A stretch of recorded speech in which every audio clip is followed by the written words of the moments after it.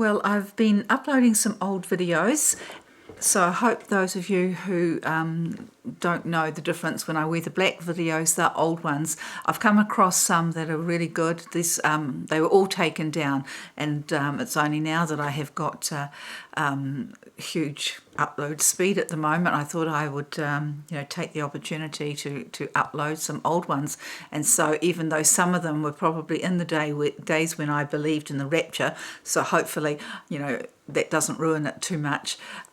There's some really good information, and today I came across one with end time Revelation end times, a guy Chown, and he gives some really great insights. And he was the first one who suggested that Trump was Cyrus, and in that he talks about just the Messiah being the anointed one, and that's all it means, and it's not exclusively Jesus like so many of you believe. But he also showed that there was a second Messiah to come. So hopefully I'll be able to show that part to you today. But today I wanted to talk to you about a dream that I had that may be being fulfilled now, with the headlines in Australia, which is really frightening, about the rice shortage, the pork shortages, all the food shortages.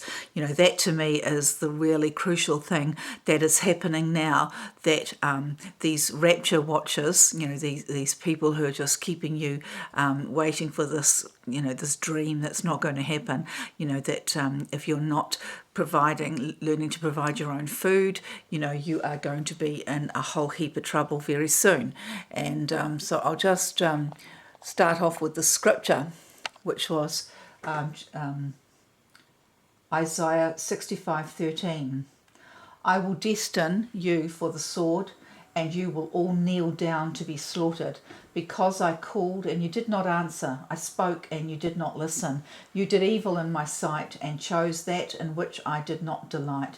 Therefore, this is what the Lord God says: my servants will eat, but you will go hungry. My servants will drink, but you will go thirsty. My servants will rejoice, but you will be put to shame. My servants will shout for joy with a glad heart, but you will cry out with a heavy heart and wail with a broken spirit. Okay, so now I just want to show you what's happening in Australia. And this relates to the dream that I had, I believe, of that huge black sculpture horse. Ladies and gentlemen, stunning scenes from the Queen Victoria Markets in Melbourne, where police were sent in, according to the report, to deal with one or two coronavirus protesters, but then summarily proceeded to push everyone out of the market. These are scenes literally from dystopic movies like Soylent Green, where the Scoops were sent in to push people away. Can you as see? They were trying just to get food for their families. Look. What? Can you see that? Look at these. These are all black. Look at them. They're just all standing there like this army. Can you see that? Is going on in Australia?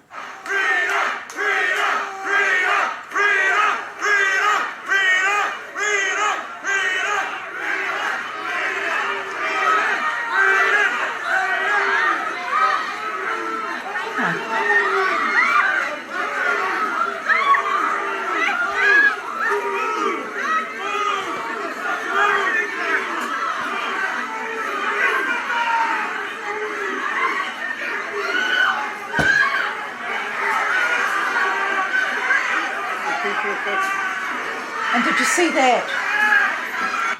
Did you see that? A police person walking along with a camera.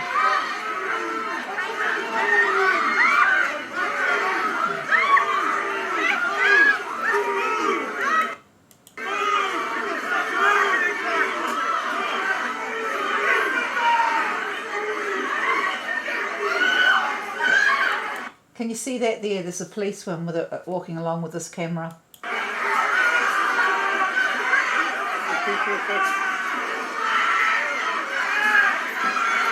And this is not the only example. There are other farmers markets where police were sent in and patrolling, and people were pretty alarmed by this, not understanding why a police presence is suddenly required at a neighborhood farmer's market, and there were no protesters there. Why are police suddenly being sent and using force at places where food is available in Australia? I would suggest that it has something to do with this report and many like it.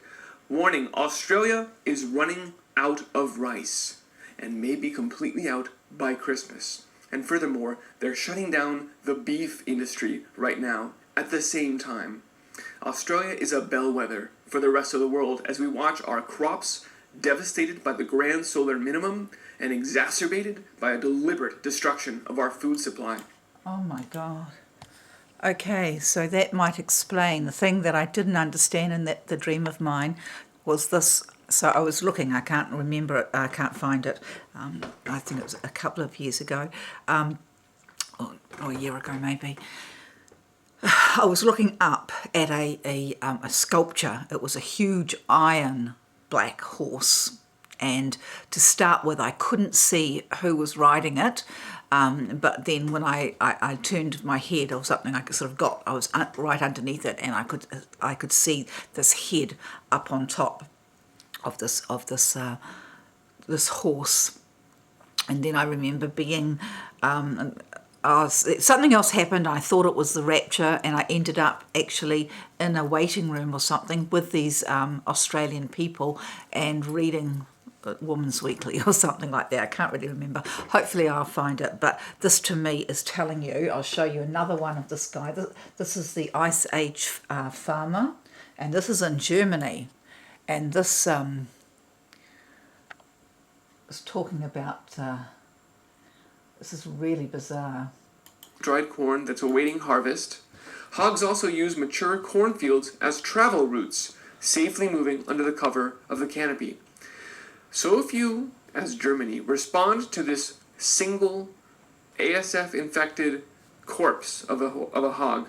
Okay, so there was just one pig that had this flu. By banning the harvest. So, and it's banning all the harvest. People are not, the farmers aren't allowed to harvest their corn.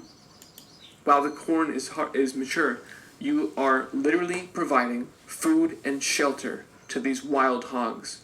You are ensuring that this African swine fever outbreak will spread like wildfire throughout Germany. Look at this. And then if this response remains the same, then so too will the area in which they're not allowed to harvest crops grow. More and more of Germany will just be told, leave your crops in the field, just like it's happening in the United States right now, but under the guise of coronavirus. This is just astonishing, ladies and gentlemen. I scarcely have words to describe. You're not the only one. Okay, so I'll just take you now to the to this what's his name? Revelation End Times. So this is the guy here, and he really gets you to think. His name's Chan or something. Biblical doctrine. That's why some people think certain doctrines and teachings are in the Bible when they're not. For example, if you're Catholic, you'll think all these Catholic teachings are based on the Bible. But when you dig deeper and you do your studies, you realize, oh, these are actually traditions which were passed down. And when they started and how they were passed down is debatable, but they are not found in the Bible. But because they are constantly being taught these things, they think it's Bible-based. And it's the same with end-time teaching. A lot of end-time teaching is based on interpretation. So be careful with brainwashing yourself with a particular persuasion without listening to others. I don't believe in this coming new world order that many people are teaching.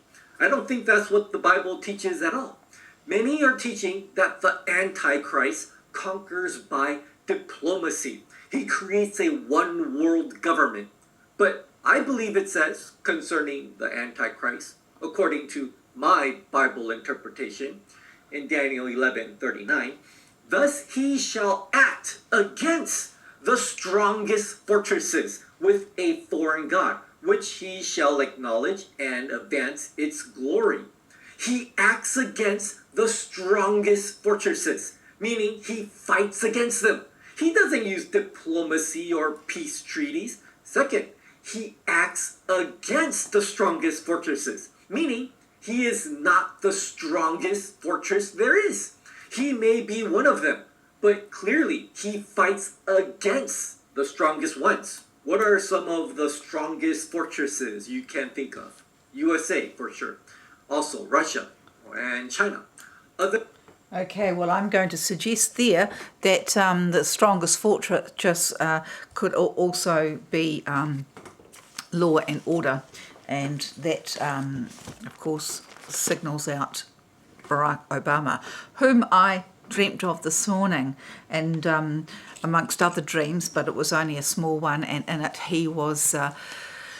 I was at a party and sort of the centre, well, you know, whoever I was with, we were all the centre of attention, and, you know, we were the in crowd, and he was trying to come over and you know, insert himself into it, and so as soon as I saw him, that's it. I remember saying something to him, but I can't remember what it was, but he came in and I just walked out, and I believe that that's what it's talking about in Daniel 7.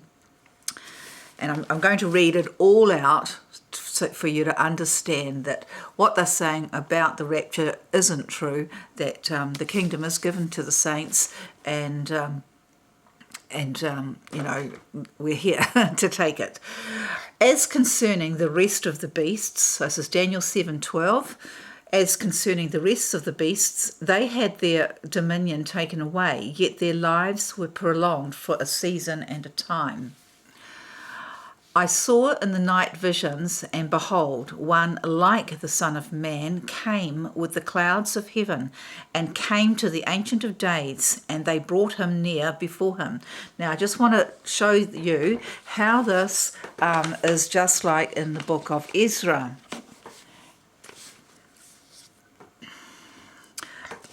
Okay, I've got so many books here, and I've just found so much over the day. So somebody asked me to make sure I let you know what this one is. This is the David Flynn collection, okay? And in this, he talks about, you know, many things, but the modern societies and mysteries. And something I came across here was the Roman Saturnalia was celebrated as a temporary return to the Golden Age. In ancient Rome, the mythical age of Saturn's kingship was a golden age of happiness for all, without theft or servitude, and without private property. Saturn, Cronus, dethroned by his son Jupiter, now Jupiter represents Jesus, had joined two-faced Janus as ruler in Italy, but when his time as earthly king was up, he disappeared. It is said that to this day he lies in a magic sleep on a secret island near Britain, and at some future time he will return to inaugurate another golden age. I saw that, I thought, whoa, that sounds very much, okay, you know, the island near Britain I'm talking about, that would be the island of Lewis, where the revival, the Hebride revival started, and Donald Trump's Bible came from, you know, his mother, it was sent to his mother from their aunts from the island of Lewis. And so in 2nd Esdras, chapter 13, and the next night I had a dream. In my dream, a wind came up out of the sea and set the waves in turmoil. And this wind brought a human figure rising from the depths. And as I watched, this man came flying with the clouds of heaven. With the clouds of heaven. Now, you know, I'm sure many of you know that I have shown you that the actual word anon is clouds in Hebrew. So anon is, you know, anon as in that 17th letter I can't mention, but anon is clouds. So here he comes And as I watched, this man came flying with the clouds of heaven. Wherever he turned his eyes, everything that they fell on was seized with terror. And wherever the sound of his voice reached, all who heard it melted like wax at the touch of fire. Next, I saw an innumerable, that means many, sorry, no, that's just these words, a big host of men, innumerable host of men gathering from the four winds of heaven to wage war on the man who had risen from the sea. I saw that the man hewed out a vast mountain for himself and flew up on it. That means taking a kingdom. That's what he did. He won the presidency. Where am I? But I tried to see what quarter or place the mountain had been taken, but I could not. Okay, so he's trying to see how the man did it. And yeah, just like the rest of the world, nobody believed he could do it. They don't know how he did it, but he did it. I'll just read that again because, I think that's quite profound. I tried to see from what quarter or place the mountain had been taken, but I could not. Then I saw that all who had gathered to wage war against the man were filled with fear, and yet they dared to fight against him. When he saw the hordes advancing to attack, he did not so much as lift a finger against them. He had no spear in his hand, no weapon at all. Only as I watched, he poured what seemed like a stream of fire out of his mouth, a breath of flame from his lips, and a storm of sparks. Do I hear Twitter, anybody? From his tongue. All of them combined into one mass, the stream of fire, the breath of flame, and the great storm. You remember his words? Perhaps this is the calm before the storm. It fell on the host advancing to join battle and burnt up every man of them. Suddenly all that enormous multitude had disappeared, leaving nothing but dust and ashes and a reek of smoke. And I was dumbfounded at the sight. After that I saw the man coming down from the mountain and calling to himself a different company, a peaceful one. He was joined by great numbers of men, some with joy on their faces, others with sorrow. Some came from captivity, some brought others to him as an offering. I woke up in terror and prayed to the Most High. Okay, so then... Also, I'll just read this. I will explain the meaning of the vision and tell you all that I ask. As for your question about those who survive, this is the answer. The very person from whom the danger will then come will protect in danger those who have works and fidelity laid up to their credit with the Most High. Okay, so that, of course, is the Isaiah scripture that I just told you, that they will go hungry, but my servants will be saved. And that is also referring to this man who, right at the beginning, he said, we're the king. It says, a king, this is in 2nd Esdras, 4:6. A king unwelcome to the inhabitants of the earth will succeed to the throne. Even the birds will fly away. Okay, can you see this? All right. So, I don't know if I'll be able to, but I found a good video on the book of Esdras the other day, and it took you through the kings from Hoover up until Obama. He got it at the end. He got it wrong, I believe, and but it was really good to actually watch how he described the wings that Esdras talks about, the wings of this eagle. So back to Daniel again, Daniel 12. It says 13, I saw in the night visions, and behold, one like the Son of Man came with the clouds of heaven. So this is one like the Son of Man. Now Jesus called himself the Son of Man, but that just means he's human. And this is saying again, one like the Son of Man. So he comes. It's not the Son of Man. It's like. So this is to me the second Messiah. And he came to the Ancient of Days, and they brought him near before him. And there was given him dominion and glory, the presidency, a kingdom that all people, nations, and languages should serve him.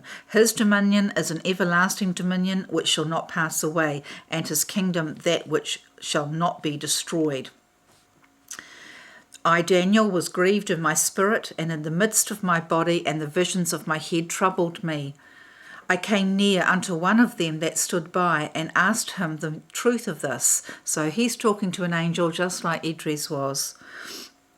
So he told me and made known the interpretation of these things. These great beasts which are four kings which shall arise out of the earth. But the saints of the Most High shall take the kingdom and possess the kingdom forever and ever. Okay, so these great beasts, which are four kings, which shall arise out of the earth. Now, I believe that is because they're beasts, they're evil kings, and this relates to the time, after Kennedy, George Bush Sr., who came next, Clinton, George Bush Jr., and then Obama. Okay, so just listen to me here. But the saints of the Most High will take the kingdom. So, and that's my dream this morning, that I was in charge. He was trying to, get in there with me, but he couldn't. Then I would know the truth of the fourth beast. So then I ask, it's obvious a different way of saying it, then I would know the truth of the fourth beast, which was diverse from all the others, exceedingly dreadful. So he was much more wicked. He was diverse, which means he was different. So how was he different? He was black for one. He was homosexual for another, although from what I'm reading, Hoover was, and most of the others are as well. Whose teeth were of iron and his nails of brass, which devoured, brake in pieces, and stamped the residue with his feet. And of the 10 horns that were in his head, and of the 10 horns that were in his head, and of the other which came up, and before whom 3 fell, even of that horn that had eyes and a mouth that spake very great things, whose look was more stout than his fellows. So I've done other videos on what the word stout means. This is very, old-fashioned language, and stout means, angry and it also even could mean black as well. It means different as well. In the I've got a 180-year-old dictionary, and so it's just talking about this same one. So he's now talking about the horn. The horn is the fourth beast. I beheld, and the same horn made war against the saints and prevailed against them, until the Ancient of Days came, and judgment was given to the saints of the Most High. And the time came that the saints possessed the kingdom. Thus he said, the fourth beast shall be the fourth kingdom upon the earth, which shall be diverse from all kingdoms, and shall devour the whole earth, and shall tread it down and break it to pieces. Well, it's exactly what they did. They went and through all the, the governments, the stable governments over in the east, and just totally, Babylon through, just horrendous. And, and is anybody talking about what Donald Trump is doing? I saw all the Arabs, with all their different headgear, all together, these people that usually hate each other, all coming into peace. Now, this is another thing also that this guy, whatever his name is, talked about, it talk about these wrong interpretations. Everybody, all the Christians, are saying, the Antichrist brings peace, false peace treaty to Israel. But nowhere in the Bible does it say that. In Daniel, it says he makes a treaty with the many. It's nothing about Israel. It's nothing about a peace treaty. It's just a treaty, and that I believe was Barack Obama, that he came into the presidency, and halfway through his term, he broke his compact to uphold that high his high and noble officers, J.F. Kennedy Sr. called it, and he showed that he was interested only in the overthrow of the USA, that he was not for the country, that he was actually a Marxist and a Russian, a plant for the New World Order. So thus he said, the fourth beast shall be the fourth kingdom upon the earth, which shall be diverse from all kingdoms, and shall devour the whole earth, and shall tread it down and break it in pieces. And the 10 horns out of this kingdom are 10 kings that shall arise, and another shall rise after them, and he shall be diverse from the first, and they shall subdue 3 kings. So I believe that's the 3 kings again. He subdues Bush Senior and Clinton. And he shall speak great words against the Most High.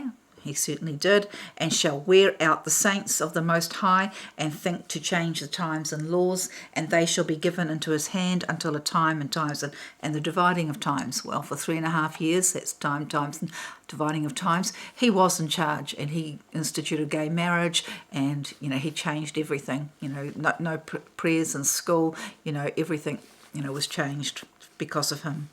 But the judgment shall sit, and they shall take away his dominion, to consume and to destroy it until the end. And the kingdom and domination and the greatness of the kingdom under the whole heaven shall be given to the people of the saints of the Most High, whose kingdom is an everlasting kingdom, and all dominions shall serve and obey him. Okay, so there you have it. Now we can't receive the kingdom if we're not here, can we? So, I found a few things in David Flynn's book here, and one of them is, I'll just read this. So this is talking about the age of Horus. Okay, now you'll all know Horus as the eye, the Illuminati eye, but this just sort of shows you how they change. I wanted to show you something. Hang on, this is it. Is this the end of time? I'll just show you something. So I looked up after looking up the horses. Now this just shows you how they twist whatever they want to say. Now, can you read this? And this is talking about in Revelation 6.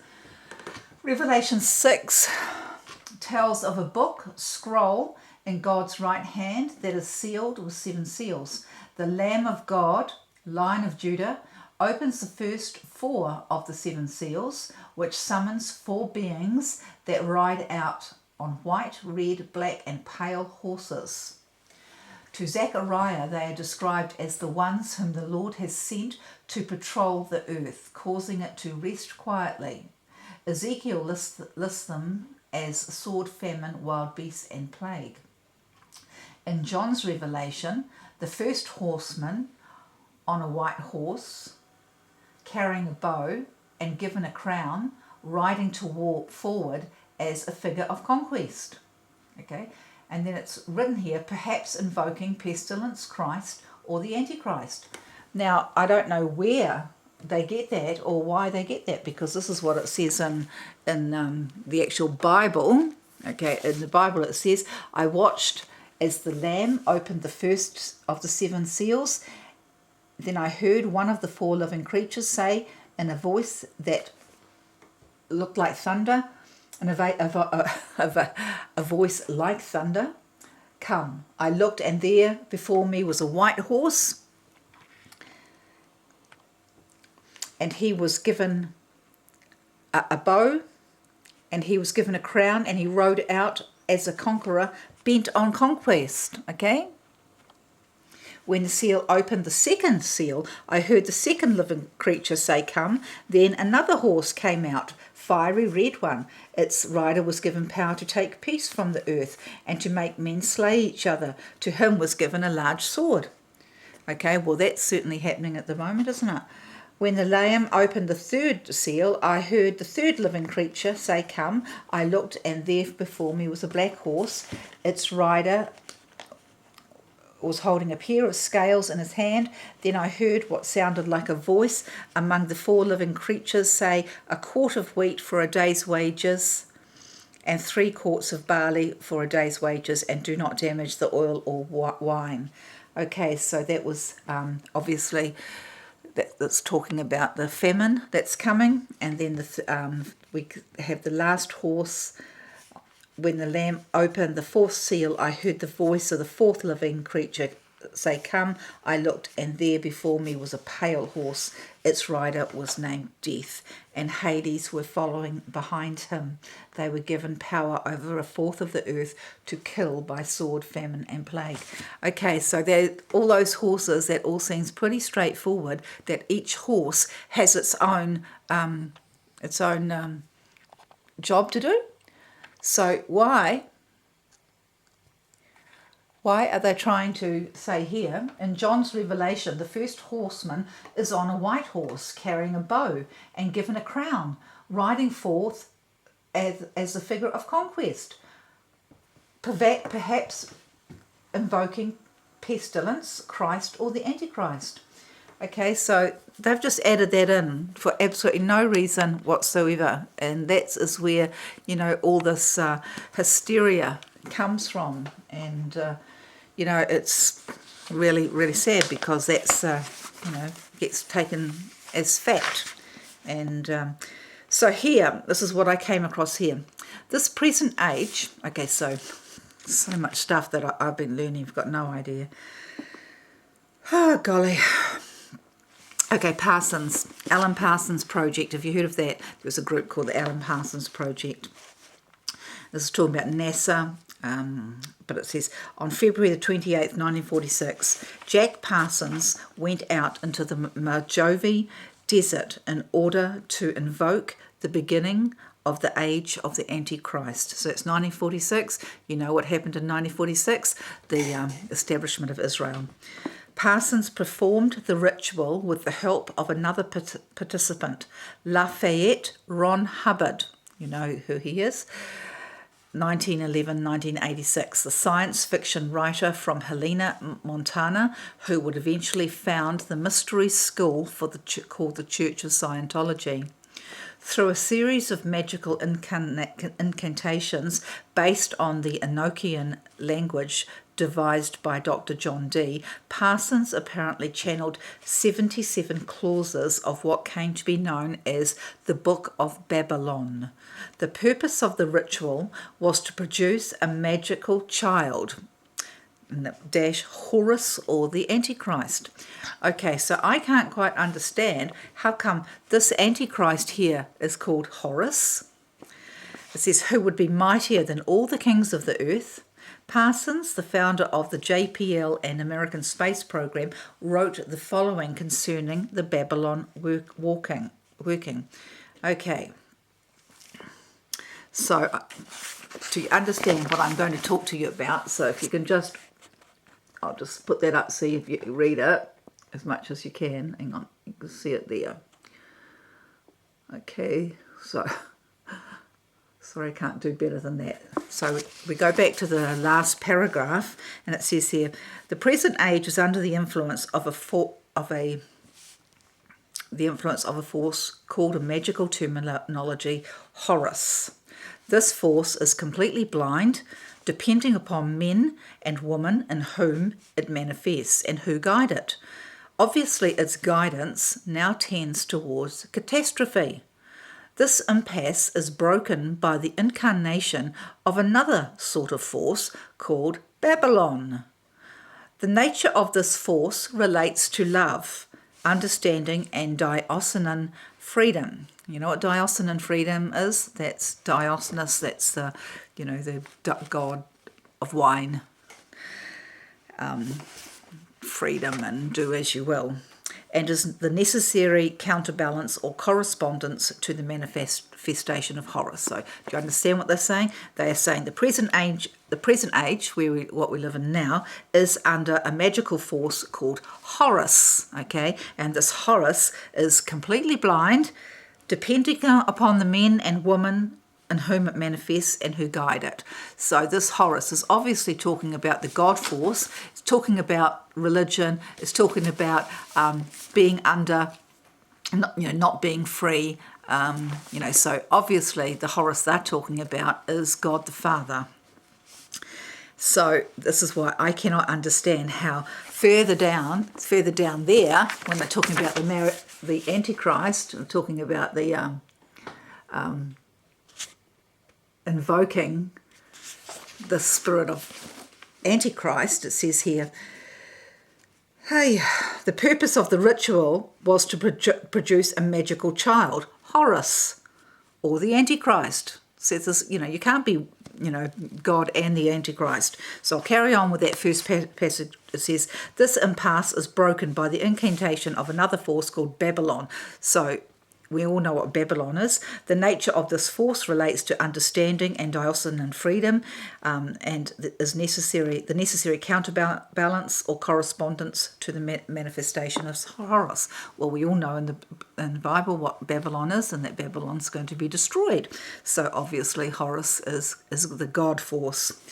A more basic matter, however, is the indication that this force is incarnate in all men and women and needs only to be invoked to free the spirit from the debris of the old aeon.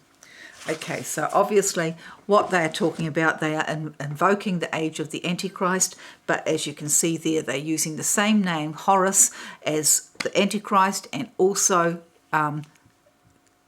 Christ's father, or Christ. Horus, so this is, I know it's all really, really confusing, but, what it just all means is, stop listening to other people, really start praying and looking into the Bible for yourself, because, everything is slanted to whatever these people want you to believe. But the most important thing, I think, is for you to, I wonder if I can get this, is to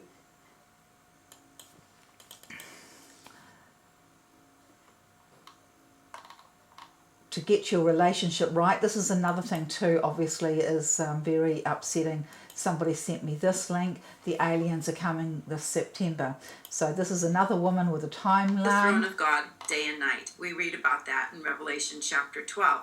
We also know that there's a day coming when Michael will rise up. We read about that in Daniel chapter 12. He'll rise up and he will have a war against Satan and his angels. And Satan and his angels will be cast to the earth. As I've shown you, that's already happened. But she's got 57,392. And this whole thing with the with the alien agenda is, we've got Wernher von Braun and all these people talking about a false alien invasion, and but I, actually, believe that there won't be anything false about it, and that whatever it is that they say, believe the opposite. But I don't want to tell you that. It's up to you to decide for yourself. But the only thing to keep in mind is what God says, and that if you're right with Him, that you will be safe. And so the best thing is to not fear. Jesus said, fear not. He also said every day has enough cares. Do not think of tomorrow, because every day has enough cares of its own. And the whole nature of faith, Jesus said, when I return, will the Son of Man find faith on this earth? And of course, faith is believing in the good and not being tossed from side to side, with every new doctrine, with every new person who comes out, and they just get these numbers, incredible numbers, because of course, the AI that's in the computers, they want to spread the stuff. So the people that are the most popular, they're the ones that the AI, the Antichrist spirit in the computers want to get around. So here is, I think it's in this one. Yeah, it's in this one here. So I'll just quickly see so this is one of my old ones, and You know, I don't believe he's Cyrus, as you know. You know, I utterly believe that he's the Messiah, and he, as I've shown you, the one come out of the sea, the one who's been held back all these years, and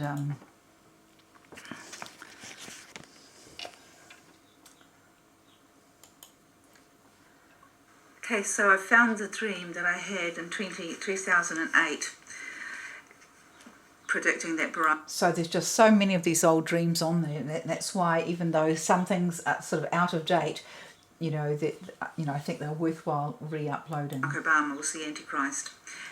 And this is one of them. 18th of September.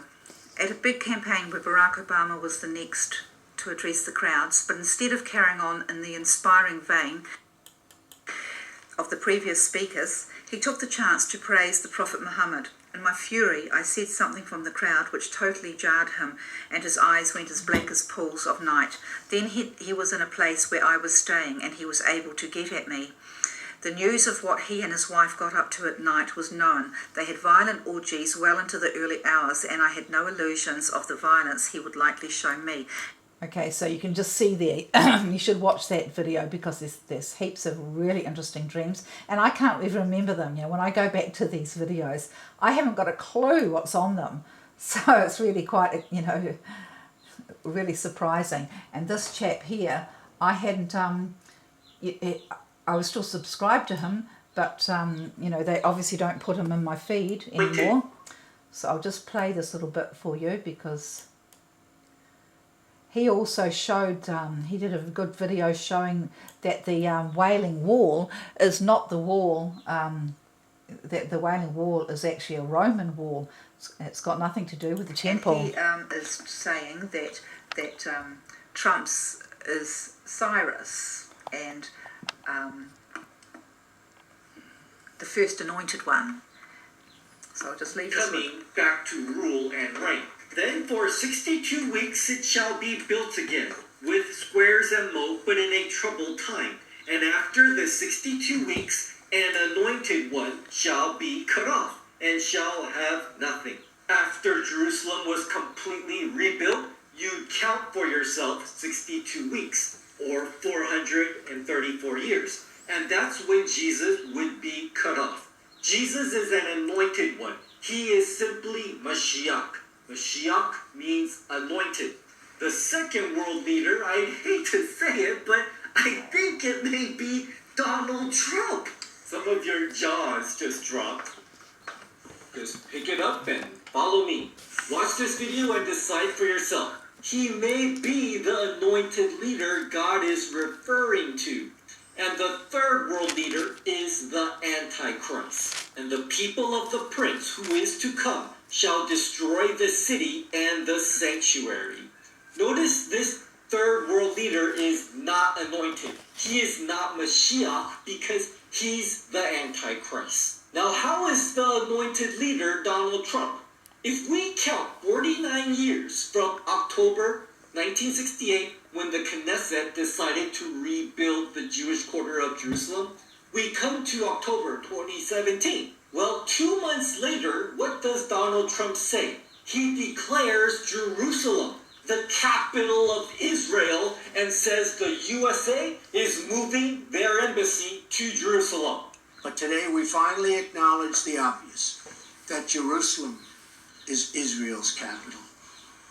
This is nothing more or less than a recognition of reality. It is also the right thing to do. It's something that has to be done. How does this make Donald Trump the anointed leader? What's the word anointed in Hebrew? It's the word Mashiach. Okay, I'm just going to leave that with you because also Donald Trump said something last night, and I can't quite remember, it was on the news, and it just showed how much the whole situation in Korea has been a huge China setup, that and that Trump has changed that as well, that China has just been using Kim Jong-un to, to play these games and to terrify. Okay, so this is where we're at, all right? So my dream this morning of Obama, and what we're seeing now, as we all know, he has been trying to get back, and all these fires, all these protests, the virus, everything is these powers that are still hell-bent on getting him back in. So what happens with your election, I don't know. I don't know.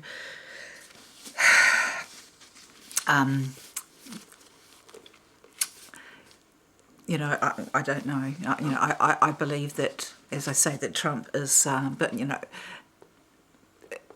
is Messiah, but as we've seen, there's nothing that they won't do, and so of course I'm worried about that first vision that I had when I got the Lord to anoint me with oil, and I saw this mushroom cloud coming up, and that I could see that Trump would still lead them after that, because he won't give up, but there's nothing that they won't do to take him down. So the country could be in for a rough time, that's for sure. But just like the birth pangs of any birth, that this incredible golden age, this time of Atlantis, as we call it, which is America, that have no doubt about that America is the land that is situated underneath the Revelation 12 virgin in heaven, and that is the land that God has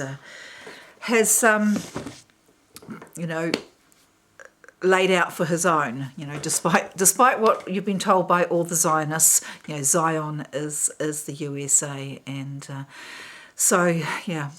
Easy way or hard way, just make sure that you're on the right way. Stop calling Jared Kushner, the Antichrist. Stop, going along with all these others, faulty exegesis and just total, rapture folly, and bless you all in Jesus' name, and just pray that you're well, and planting a garden, because those times of famine look like they're on the doorstep.